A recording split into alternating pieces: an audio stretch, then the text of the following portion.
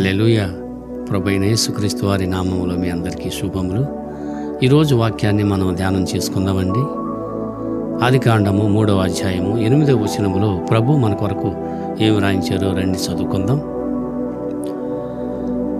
చల్లపూట ఆదామును అతని భార్యయు తోటలో సంచరించుచున్న దేవుడైన యెహోవా స్వరమును విని దేవుడైన యెహోవా ఎదుటికి రాకుండా తోట చెట్ల మధ్యను దాగుకొనగా దేవునికి స్తోత్రం.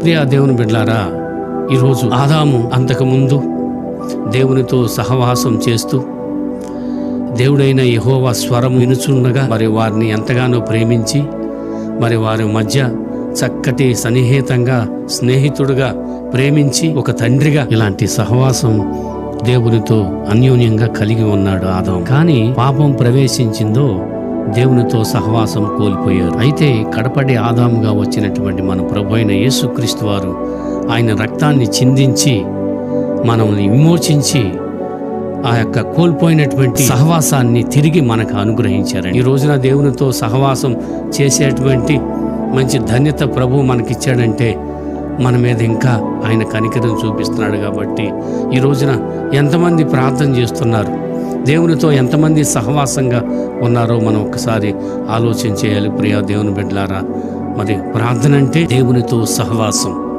ప్రార్థన అంటే దేవునితో సహవాసం అని మరి ఎంతమంది ఈ రోజున ప్రతిరోజు ప్రార్థనలో ఏకీభవిస్తున్నారు ఒకసారి ఆలోచన చేయాలి.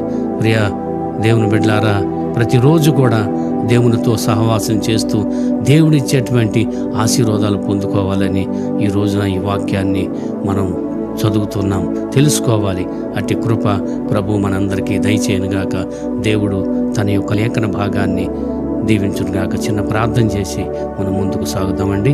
పరిశుద్ధుడు అయిన దేవా, కృపగల తండ్రి, జీవం గల ప్రభువా, నాయన మీతో సహవాసం చేస్తూ మీ యొక్క సన్నిధిలో దినదినం ఎదిగితే అది ఎంతో ఆశీర్వాదకరంగా ఉంటుంది. కాబట్టి మీ బిడ్డలు అయినటువంటి మమ్మల్ని అందరినీ కూడా షార్ట్ వీడియో చూస్తున్నటువంటి ప్రతి ఒక్క బిడ్డను కూడా నా తండ్రి ప్రార్థనలో నాయన మిమ్మల్ని అడిగి మీ యొక్క దీవెనలు పొందుకునేటువంటి ధన్యత దయచేయమని మా ప్రభువును మీ ప్రియరక్షకుడైన యేసయ్య పరిశుద్ధమైన నామం బట్టి మిక్కిలి వినయంతో వేడుకొంచున్నాము మా పరమ తండ్రి.